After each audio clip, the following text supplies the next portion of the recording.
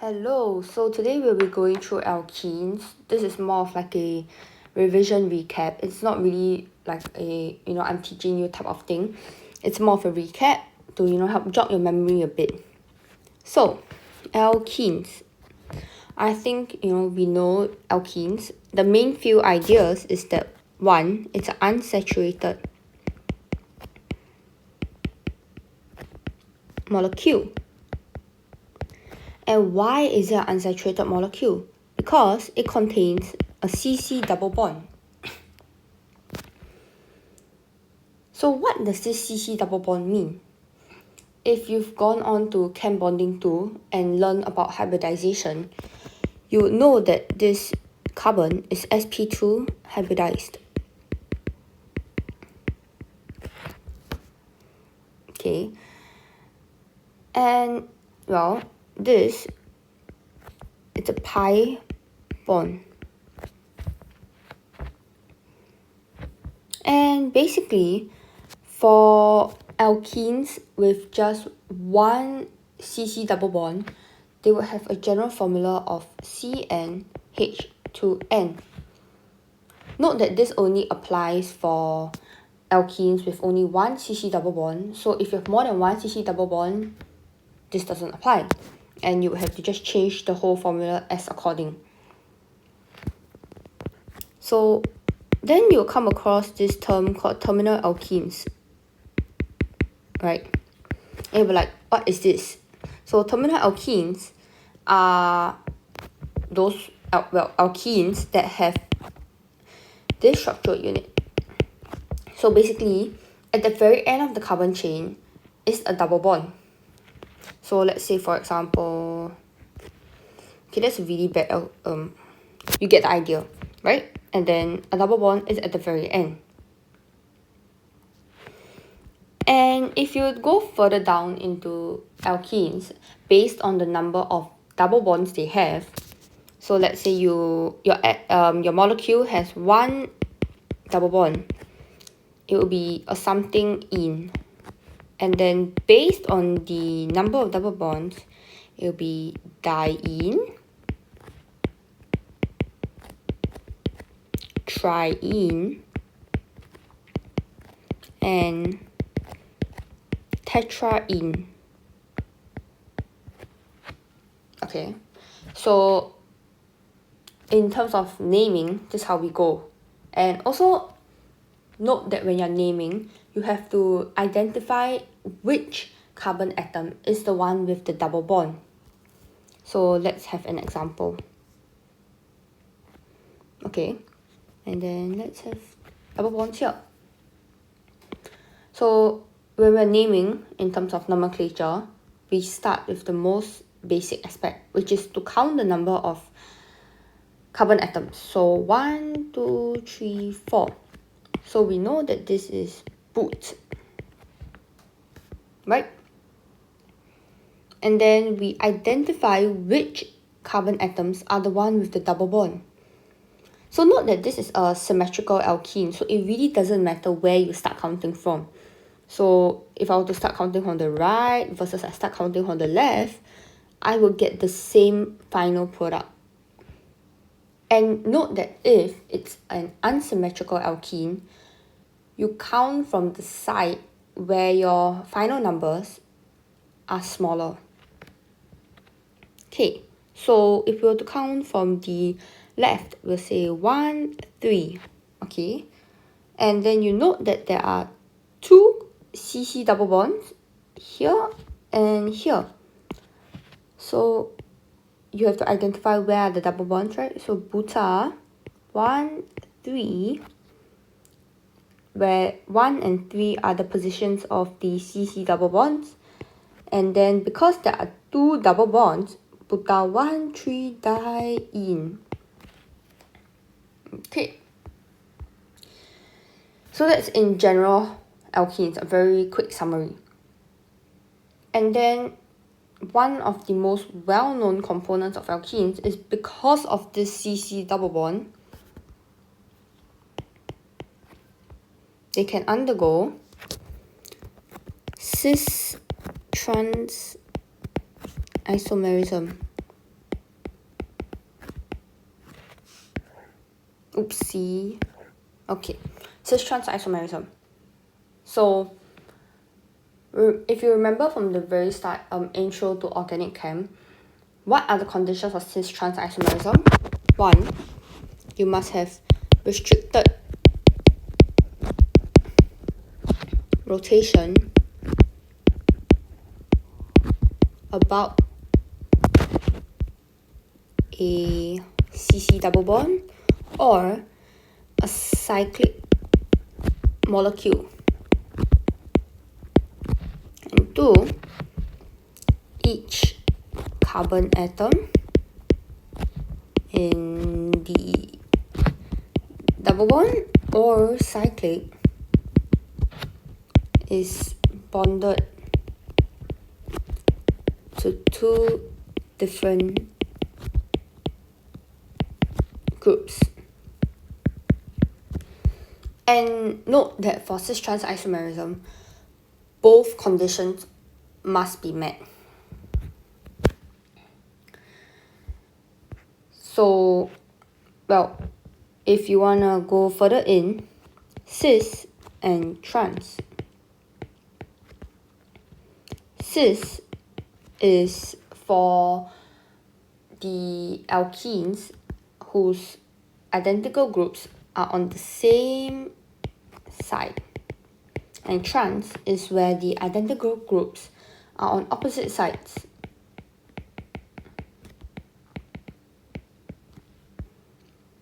Okay, so let's do a quick example. Okay. So here's a double bond. And here are your carbon atoms that are bonded to 2 different groups. So the first group would be this methyl group, right? And the second one is a hydrogen atom. If you're not familiar with skeletal formulas, let me just draw out a quick one. So this is your displayed formula.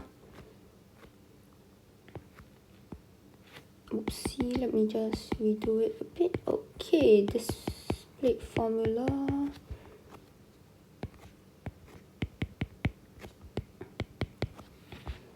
And if you're looking at the structure carefully, you would know that, hey, my identical groups, which can either be the hydrogen or the methyl group, they're on opposite sides. So what does this mean? This means that this is a trans isomer. Okay? And conversely, if you were to see it on the same side, which is a cis isomer, let me draw the expanded. Okay, so your identical groups are on the same side. Yeah. And if you draw the skeletal formula, just like this. So that's just cis and trans in general. Oh, and one more thing. Note that for certain cis-trans isomers, if each of the carbon atom, let me just find an empty space. Okay, here works. If each of the carbon atom is bonded to 2 different groups, right? But between each of the carbon atoms, the bonded groups are not the same, then you don't have to identify which is cis and which is trans. Okay, that is a lot of jargon. Let me break that down. So let's say we have a double bond, and then let's say the carbon atom on the right is bonded to a methyl group and a CH2, CH2, oops,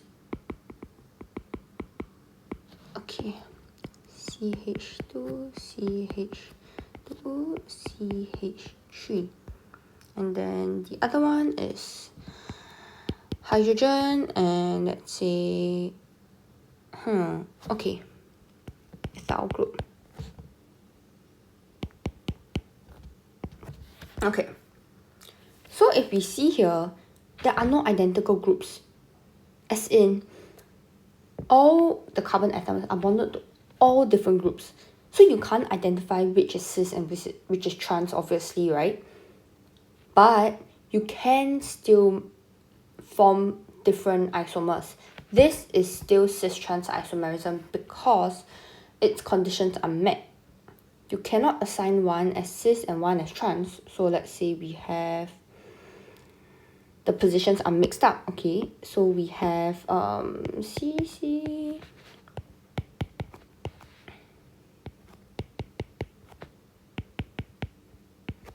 Right, and then you switch the positions up.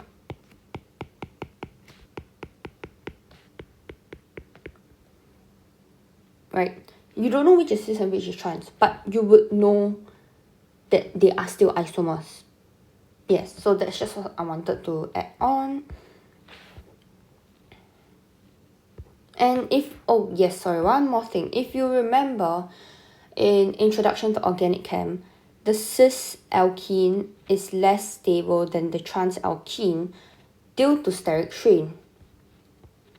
Steric strain because the two bulky methyl groups are on the same side. Yes, just one more thing. Okay, now let's go on to physical properties.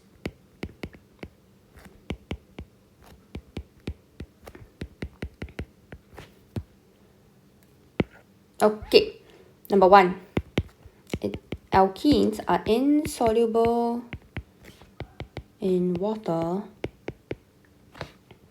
but quite soluble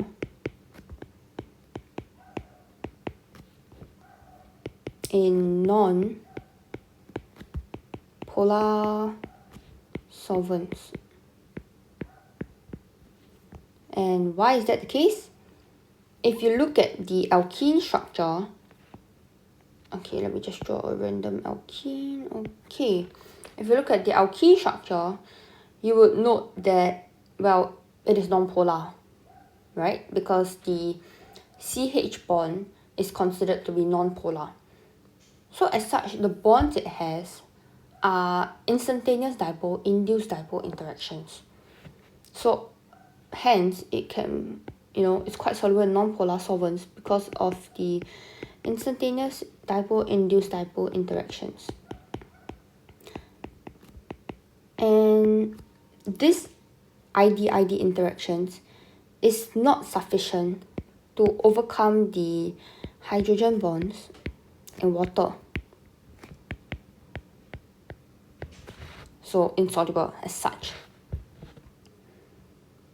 Okay, and number 2, if we go on to boiling point,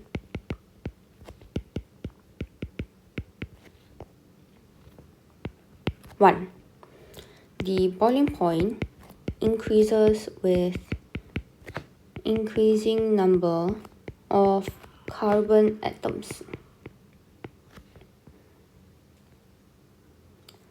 Why is that the case? If you remember, just up here, when we talk about ID-ID interactions, if you remember the factors affecting the strength of instantaneous dipole, induced dipole interactions, you would know that with a larger electron cloud size, this larger electron cloud size would be more easily polarized, and this results in stronger instantaneous dipole, induced dipole interactions. I'm writing ID here because I'm just, it's a bit long, but please write the full term in your exams.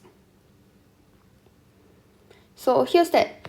The boiling point increases with an increasing number of carbon atoms because as the carbon chain increases, the electron cloud size increases and is hence more easily polarized. As such, this results in stronger instantaneous dipole, induced dipole interactions. And hence, more energy is required to overcome ID stronger, ID interactions, and this results in a higher boiling point. A second thing to note about boiling point is the boiling point of cis isomers is greater than the boiling point of trans isomers. So why is that the case? Well, the cis isomer is slightly polar and hence contains permanent dipole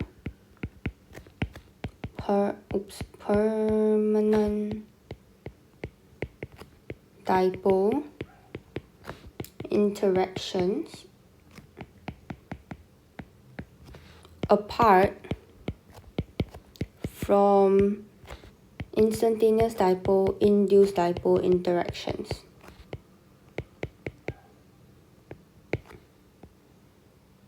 Now you may be wondering, what? Why are you slightly polar?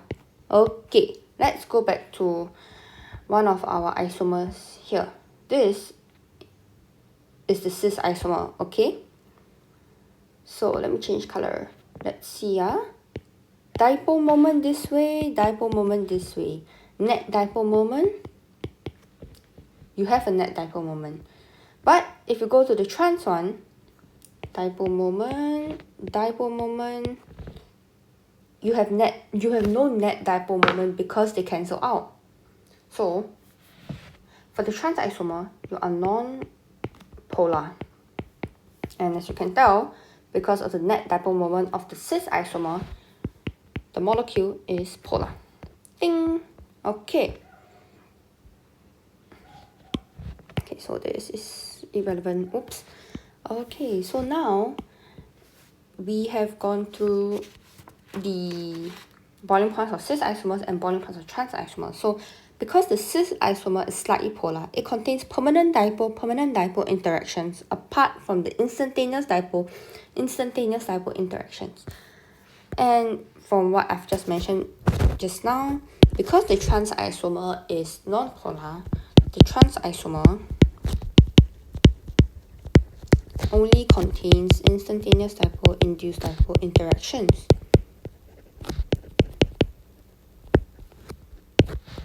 Because it is non-polar. So as such, the energy required to overcome the permanent dipole interactions is greater than that of the instantaneous dipole induced dipole interactions. So if you remember from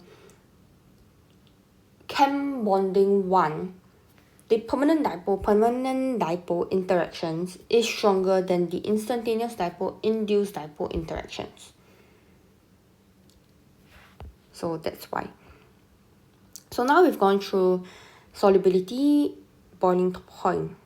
And maybe thinking, so if the boiling point is like this, the melting point is gonna be something like this, right? Well, you're kind of wrong, okay? So now let's go on to boiling point. Melting point.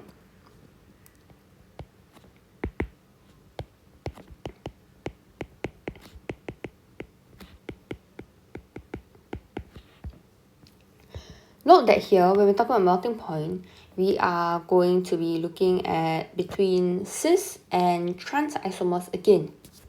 So, the melting point of the trans isomer is greater than that of the cis isomer. Now you may be thinking, huh? Didn't you say that the boiling point of the cis isomer is greater than the boiling point of the trans isomer, why is it that it's the opposite for the melting point?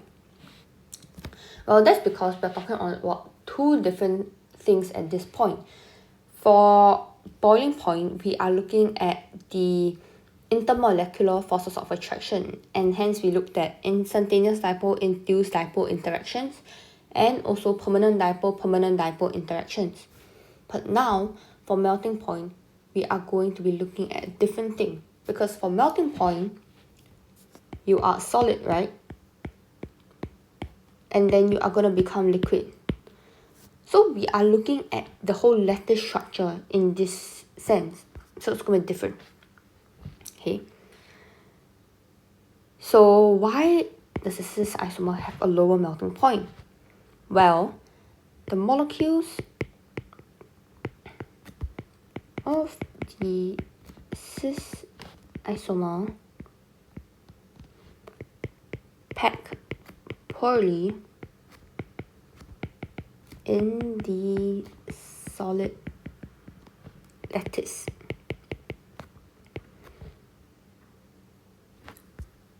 So you may be thinking, it's kind of, if you think about it, it kind of makes sense, because let's say you have a bunch of cis isomers, right? Okay, this is a really, really bad example. Please do not draw this during exams. This is just for a whole visual representative. So obviously they'll pack poorly. You see how all the identical groups are on the same side, right?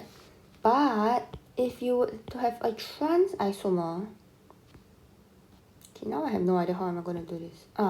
Yeah, see? They pack so much better because the identical groups are on opposite sides. So because of this, they pack poorly in the solid lattice as the two bulky identical groups are located on the same side of the molecule, and this leads to a greater distance between molecules, and as a result, due to the greater distance between the molecules, the intermolecular forces of attraction will be weaker. Thus, less energy is required to overcome these forces of attraction. So now we finish looking at the physical properties. So in physical properties, we have looked at solubility, boiling point, and melting point. And we've compared this between cis and trans isomers. So now that we've looked at reactivity, we will now look at now that we've looked at physical properties, we will now look at reactivity. Okay, I've kind of spoiled myself here. Okay. Reactivity.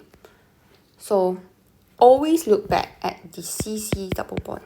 Okay, so the CC double bond is electron rich, and since it's electron rich, it acts as a source of electrons attracting electrophiles.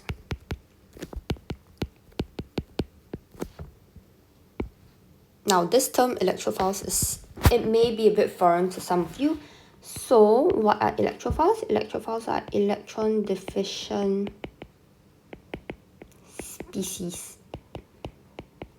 And because they're electron deficient, they are attracted to electron rich species. Okay. So going back to the CC bond, because it acts as a source of electrons and attracts electrophiles. Hence, it undergoes electrophilic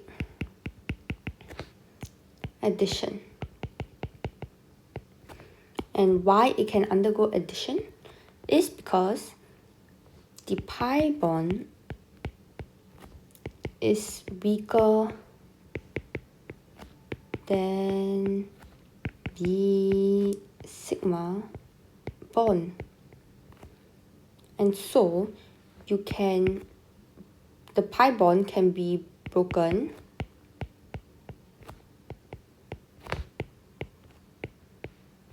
to form two new sigma bonds. And this rides on the principle that this CC bond, right, is unsaturated. And hence it can undergo addition. So because the CC bond is unsaturated and because it's electron rich, hence it undergoes electrophilic addition. And this is the key concept of alkenes. Now, alkenes. We can form alkenes and we can react alkenes. Okay. Let's see. Alkenes. You can form them. And alkenes at the same time can undergo reactions. So how does this whole mechanism, everything work? We will go through that in the next video. Alright? So for this video, we've kind of gone through the rough idea of alkenes, what alkenes are, cis-trans isomerism, their physical properties, and also their reactivity, and as such, the fact that they go through electrophilic addition. In the next video, we will go through the reactions of alkenes. Okay?